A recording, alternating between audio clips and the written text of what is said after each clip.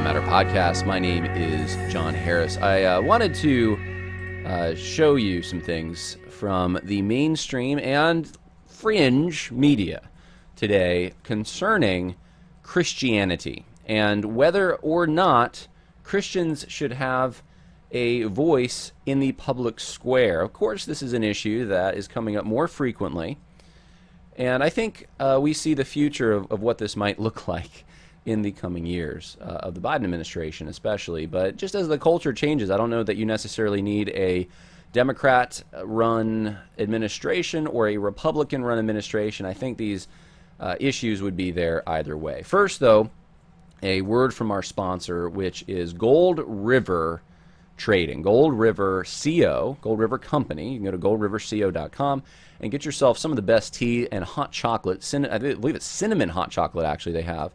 I have not tried it yet. I have some, actually, and I just haven't gotten around to trying it. I'm waiting for a colder day, perhaps. Maybe that's what it is. The weather's been unusually warm, and then it gets cold. At the end of the week, it's going to dip down. In fact, yesterday I was out at a beautiful spot, Wittenberg Mountain in the Catskill Mountains, one of the most beautiful peaks and outlooks in the whole entire Catskill Mountains, and it was in the 50s. I had a T-shirt on in the morning when I was doing some work around the house. I mean, it's just, it's amazing. The February weather can be kind of nice one day. It's supposed to be in the 60s on Wednesday, and then it dips down. By the end of the week, it's going to be in the 30s. But anyway, you can get hot chocolate. I drink the tea, though, primarily from Gold River Trading, and I really like it. It's great tea. It's better than most of the tea that I had been drinking when I drank tea, and someone corrected me when I said, look, you don't get tea from the United States. We don't grow it here. And someone said, oh, yes, we do. Look at this tea plantation by Charleston, South Carolina. And I remembered, actually, when I was in Charleston, this was being advertised. So I was like, oh, yeah, that's true. We do grow some in the United States, but I don't think a lot of it's, now someone's going to correct me on this, I don't think most of it's for commercial use. So the tea is not grown here, but it is packaged here, it's processed here. They employ American workers, and this is a company that shares your values. They are against cancel culture, pro-Christian, pro-Western civilization, pro-America, and there's so many companies out there that are just capitulating on the cancel culture stuff, and Gold River Trading is not one of them. You're going to want to go to goldriverco.com, type in the promo conversations to get 10% off, and get some tea, get some hot chocolate, and you're going to enjoy it for the remainder of this winter season. Now, let's get into it today. I want to talk about first this, because I just read this. I'm not going to get into the details. I just want to encourage everyone, check it out. This is from the president of Russia. So this is en.kremlin.ru. But it's February 21st, and it's a Security Council meeting. The president held a meeting of the Russian Federation Security Council at the Kremlin. And I am a big believer in when you can, you should go to the primary sources to understand an issue. And this would be going to a primary source. I know some of you, I'm not going to go listen to what Russia says. Well, you're going to get it either way. It's either going to be talk show hosts and media personalities explaining to you what the president of Russia says, or you can go and you can read for yourself, here's what the president of Russia says. And I found this extremely interesting because I haven't been paying close attention until more recently. I had a general idea of what was going on, but I've been hearing, and it doesn't matter right or left, it seems like you're going to hear a certain narrative coming from our media on this whole situation with Ukraine. And I feel as though things have been a little misrepresented to me about what the Russians are seeking in this. Now, I'm not saying I trust everything the Russians say. I'm just saying you're going to get a better understanding if you just read the statements from, I was going to say both presidents, but if you read the statements from our president, I'm not sure how lucid they would be. The statement from actually Putin is very well put together compared to what we're used to from Biden and even Trump, certainly Trump actually, and even Obama and Bush. I mean, it's just a little embarrassing actually, and I'm like, why is it that, anyway. That's who we've elected, or selected, as the case may be, perhaps in a certain election that just happened. But I digress. You're just going to get a fuller understanding of what's going on, and it really changed or solidified some things in my mind. And I'm not going to say in what direction because I don't have time to get into all of it, and I know there's going to be objections probably if I do, but I'm just encouraging you, go to the primary sources, check it out, see what's being said, and I think you're going to get a different picture. And I'll leak this little thought I have. I think that our country, and it's not just our country, but the politicians in Washington, I think they want war. I really do. I really believe that they, and China is the threat right now, guys. China is the big threat, defending Taiwan against an imminent potential Chinese invasion. Much more important if you're looking at the geopolitical stuff than this issue with Russia and Ukraine. I'll leave it there. I really think that there's other interests involved that want to instigate something with Russia. And I mean, even look at the size of Russia's economy and military compared to China. We are ignoring the elephant in the room. Anyway, let's get into what I really want to talk about today, though. Let's talk about some mainstream media articles. We're going to start here with Salon. Yes, Salon. Christian nationalism is rooted in stupid tough guy misogyny. What would Jesus say? Yeah. This is the caricature that the unbelieving world and more the progressives on the left, especially, believe about Christianity. Those who are unfamiliar with Christianity, this is how they're trying to portray it. I make the case, I'm going to make the case on Wednesday that those who wanted media attention and the limelight to represent Christianity are not going to get it. Even if they had a position, the media is going to focus on the ones that they want to identify as crazy. That's just how they are. So you have here a whole entire article on a mainstream media website targeting Christian nationalism. And I want you to really listen to this particular line. The author, and again, this is an author from the secular world. As I understand it, Christian nationalism is an idea now widely accepted within the evangelical church that the U.S. is a Christian nation founded upon Christian principles, no matter what it may say in the Constitution. Okay. So yeah, as if the Constitution just overturns this idea. This guy has no clue about civics, but this is the basic understanding. And I think this is why evangelicals who are more conservative in their political leanings, they get upset when this term is just thrown out there. Because this is what they're hearing too. They're hearing, well, you're just saying that if we think that the U.S. is a Christian nation, meaning that it's founded upon some Christian principles, that we're these horrible people. Why would you vilify that? And then, of course, you have the David Frenches of the world saying, you're just not understanding. You're ignoramus. It's so much nuance, so much understanding you must have to know what Christian nationalism is, and you must come to me because I listen to the right people who talk about, and you get into arguments over we're doing the same thing with critical race theory. You just get into arguments over the term but I think this guy nailed it. That's exactly what this battle is over right now. If you think that the United States was founded on Christian principles, you're basically a Nazi. And John, why would you say that? Because that's what they're trying to do. It's Adorno's F scale, and it's trying to come up with equivalents in the United States. And they've come up with a few of them. Toxic masculinity, neo-Confederate. But Christian nationalist is a better term for them to use right now because, look, only a certain demographic is going to be, you can try to use the spear neo-Confederate. I've had it deployed against me. If you have any kind of love for your ancestors who might have been Confederates, or if you have any kind of Southern identity, or if you even think Robert E. Lee was a good role model, you're automatically a neo-Confederate. Well, that's only a certain demographic. That's not the whole list of people that the left wants to go after. I mean, they could maybe win that war, that media war, which in some ways they have, but they're not. And what I mean by that is they've effectively neutralized and they've poured so much scorn on people that would feel that particular way that it's caused all the other supposed conservatives to back off and say, well, we don't want to associate with anyone who could be called that. And so they've kind of gotten what they've wanted. They've been able to marginalize a group of people.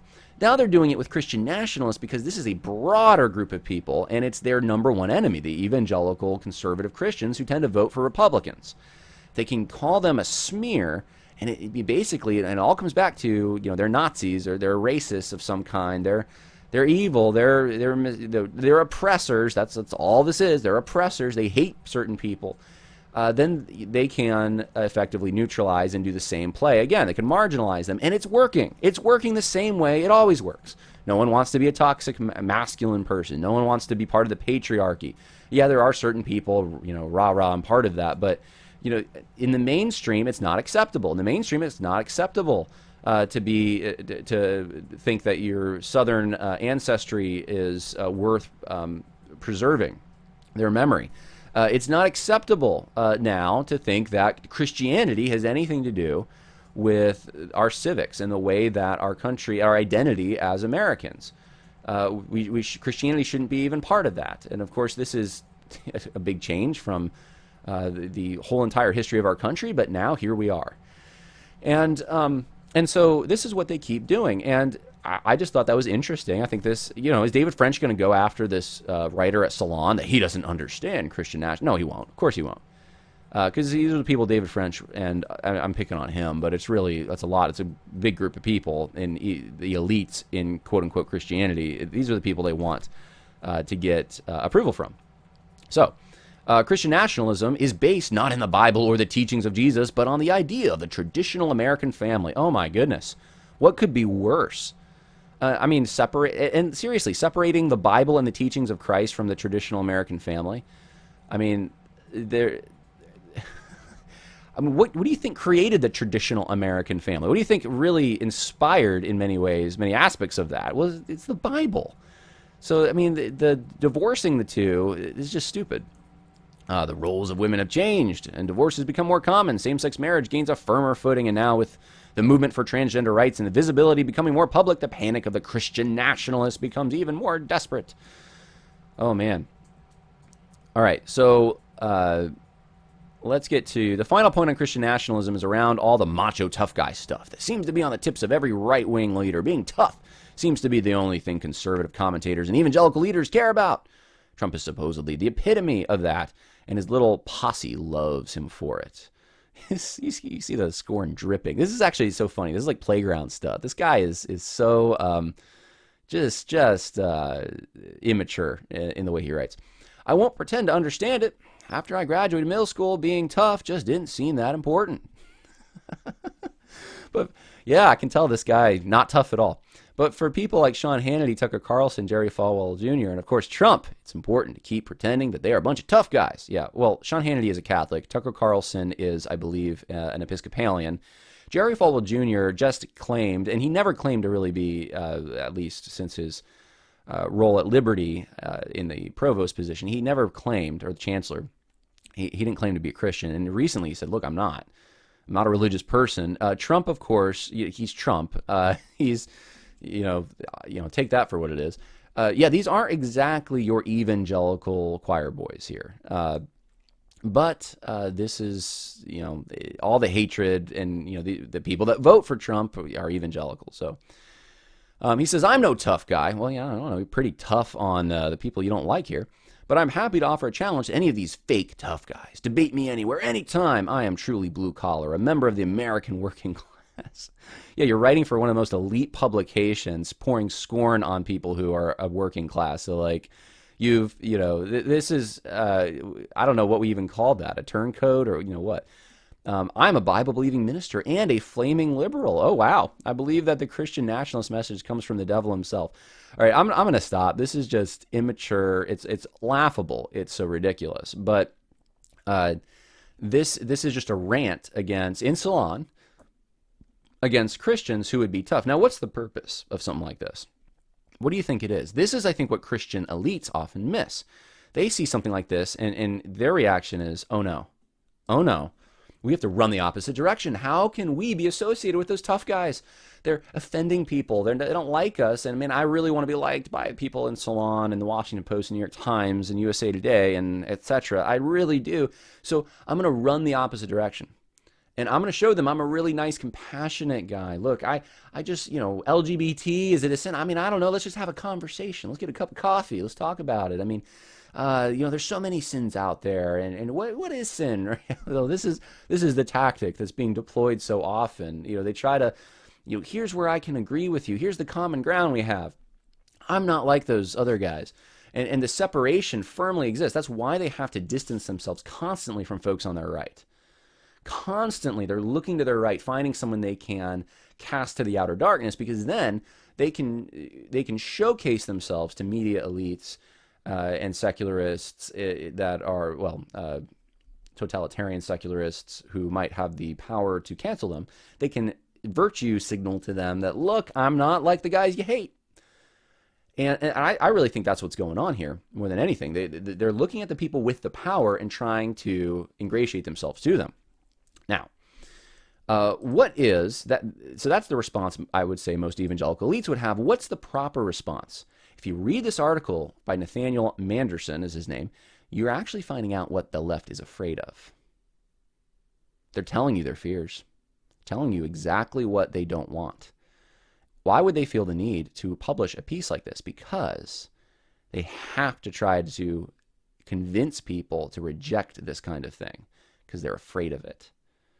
They don't want it. And this whole thing is there's all kinds of disdain, but there's fear here. Why is the panic level at 10?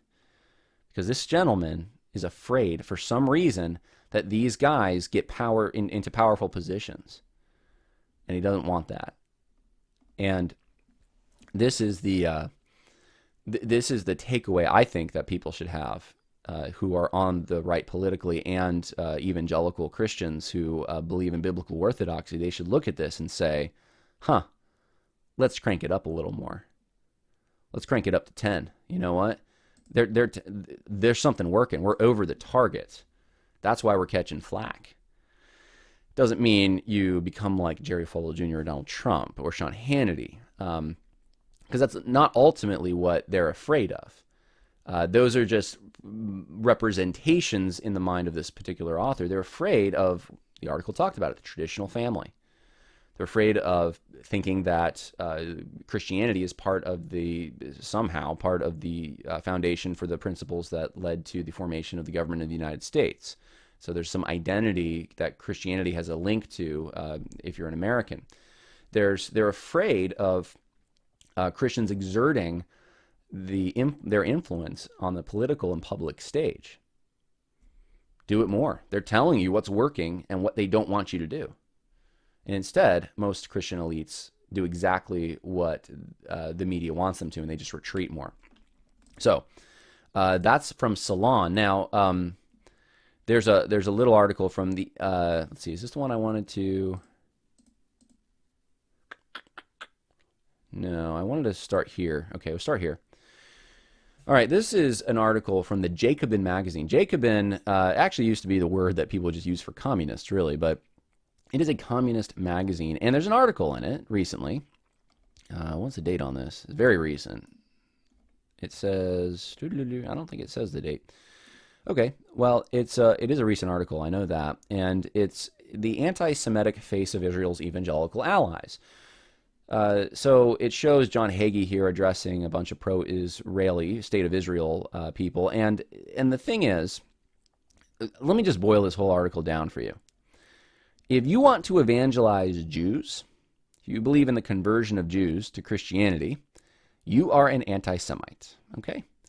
And this is a communist magazine saying this. It is a way to try to fracture any kind of relationship that might exist between and cooperation between the Christians and Jewish people. We saw that in the last election to some extent, especially the more conservative, and I don't mean the conservative sect of Judaism, I mean the conservative traditional Jews they were veering more Republican. An alliance is forming, and I suspect that might be why a piece like this would go out. There's an attempt to paint evangelicals on the right politically as anti-Semites because they want to convert Jews. They want to evangelize them. And so it doesn't matter how pro-Israel they are, that's a real problem. So there's an attempt here, and they bring up more things as well, that to try to create this rift. But this is the strategy. I want to show you this from Jacobin Magazine because this is where the mainstream media ends up usually going. This is the hard left Why would the Jacobins, why would the communists want to create this? Well, I think it's obvious. They want to destroy, they want to fracture, they want to split the right up, they want people at each other's throats, they want to try to also marginalize Christians, and that's exactly what they're doing. And guess what? Here's an article from not too long ago. Tennessee Bible history teacher proselytized, made anti-Semitic comments, mom says. This is NBC News in Chattanooga, Tennessee. Now, of course, I don't believe this story because I cannot trust NBC News, but this is their version of it. A mother of a Tennessee middle schooler claims a class on the Bible as literature included Christian proselytizing and comments offensive to Jews and other non-Christians. So she made a post on Facebook about this and the way her daughter feels. And I really don't know what the truth is in all this, but that's what's happening on NBC. And so I don't know if this was just, I don't know what it was. I don't know, but the anti-Semitic stuff there's an uptick in accusing Christians of this. And I suspect that might be one of the next things. I don't know if it is the next thing, but I think that might be one of the things that the left might try to get some traction out of. Calling Christians anti-Semites for things as simple as evangelizing. Or pro-Christianity means anti-Judaism. I mean, this narrative has been sitting there for a long time. I got a good dose of it in my Holocaust class, and I learned about it at least, and it's been sitting there, and I think it may be picked up again. Just telling people to be aware. This is another story. This is from NPR. Students walk out at West Virginia school after Christian revival. And I don't know. It's NPR. I don't know exactly what happened here. But there was some kind of an evangelism effort at the school of some kind. And a teacher was involved. And now it's this big, and these people, just the civics is so horrible. The teens were asked to give their lives over to Jesus. Those who did not follow the Bible will go to hell. They were told a basic gospel message, and this is in West Virginia. And the high school junior asked, is this legal? And the answer, according to the U.S. Constitution, is no. Yeah, of course. Right. According to the U.S. Constitution. No, according to maybe the way that certain precedents of court decisions are being interpreted. The answer is no. The U.S. Constitution doesn't weigh in on this. Are public schools even legal according to the U.S. Constitution? Federal funding for them? I mean, is that even the business of the federal government? How about that being the answer? No. But this is where NPR is at. So students are, having a major walkout because they're so offended by this preacher coming in and speaking to them. And I really don't know exactly. It's kind of unclear what exactly happened here. But anyway, this is the way the media views Christians. This should not be a surprise. It should not be a surprise. And I'm actually happy that this was back in January, but I just saw the Daily Beast report on it. I think I had seen it on a lesser publication, but I'm glad the Daily Beast is reporting on this. And I guess if it was, the headline is ex-Miss America's contestant's husband shot dead in front of toddler while evangelizing. And they put that in quotes. I guess if he wasn't married to an ex-Miss America, who knows whether this would have even made the headlines. But anyway, he was out evangelizing and he was shot dead. And Thomas Hand Jr. is the man's name. And this happened in Alabama, Montgomery, Alabama, of all places. 4:37 p.m. Or I guess, I don't know when the altercation occurred. Very sad, though. I mean, persecution does happen in the United States. So to tie everything together here, there is an uptick in marginalization of Christians. There's real persecution that does exist out there, even in this country. That kind of thing can happen. And look, this has always happened, but I do sense there is somewhat of an increase. And the media is, for the most part, on board with the marginalization of Christians. And so what are Christian elites going to do? What are the people that lead the organizations and the big churches and the publishing conferences and all that, whether in conservative or whatever world they're in, what are they going to do about this? How are they going to react to what's coming? And I think what's coming is going to make what has happened look like nothing. I truly do. We're going to miss the days of Black Lives Matter 2020 at some point. I don't know when.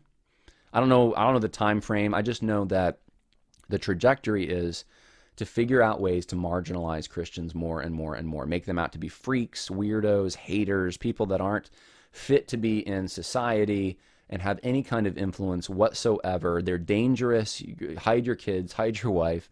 That's what's going on. That's what's happening. And it's working to some extent. And I think evangelical elites are helping it along by trying to then say, oh, we're not that, as if the problem is, oh, these secular elites just misunderstand. They just don't know how Christians really are good citizens, and we're going to show. No, look, you misunderstand why they hate you. It's a power thing. They hate you because of what you represent. You represent a moral vision that is in conflict with theirs. They don't want traditional families. Of course not. They want individuals, and they want a government, and they want the government to make everything fair. And of course, carving out a spot for them at the top, and they want individuals to be the basis upon which society is built, not families. You're throwing a complete wrench in their gear system when you're a traditional Christian, and you vote that way, and you're public about it. So back down. Don't be masculine. Hey, stop trying to convert other people. That's going to be anti-Semitism in certain cases. Don't hold your evangelism rally at a public school. That's against the Constitution, right? We're going to define for you what our legal documents actually mean, and you're not allowed to say that there's a Christian foundation to any of this. That's just a myth. And what do the Christian elites do? Yes, we agree with that narrative. In fact, we're good Christians, and we're going, we're not a threat. Please don't ban Christianity. Bad tactic. Bad tactic. None of the apostles would have taken this tactic. And of course, they didn't when they were met with these kinds of things. I mean, look, in Ephesus, the other Christians had to hold Paul back because he wanted to go confront a whole entire Colosseum, I guess would that be the word? I guess, I was there in Ephesus. I forget the stage, that big stage. Anyway, where there's people, probably thousands of them, shouting, "Great is Artemis of the Ephesians."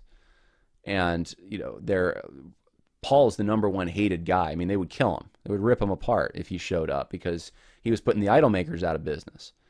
And he wanted to go confront them and share the truth. He wasn't, oh my goodness, yes, you're so right. We need to care about these idol makers because their livelihoods are being challenged and, oh, they have kids to feed. And yeah, that wasn't Paul. We must take responsibility for what we're doing when we convert people to Christianity because it's having this negative effect. No, of course that wasn't Paul. He wasn't weak. He was very strong. So was Jesus. So was Peter. They took risks. They were okay being on the outs with the other elites in certain societies in which they operated. Not so today with those who have the responsibility of leading Christian institutions. And I'm going to talk about it tomorrow, but it's, I think, partially because of the way that Christian leaders are identified and platformed. We're not actually putting leaders out there, we're putting managers out there.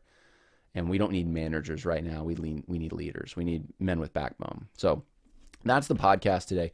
Hope that was helpful for you. I know it's a little discouraging. Remember, God's in control. Remember the stories of inspiration from the Old Testament, especially I think of Daniel and Hananiah, Mishael, Azariah. I think of the prophets, of Elijah. Just remember those stories. And I have to remember them. I have to preach them to myself because I see things getting darker. I live in a very secular state. I live in a very secular area.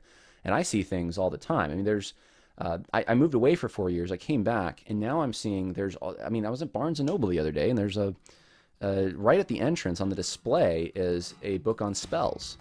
I was getting a donut not too long ago, and across the street, it never was there before, is a place I used to go all the time, is now a Wicca shop of some kind. I mean, this is what's going on in my neck of the woods. Don't get discouraged, though, because we must remember who our God is. And we must remember that the existence that we inhabit is so far beyond the physical world that we see. So remember the unseen world. God bless. More coming.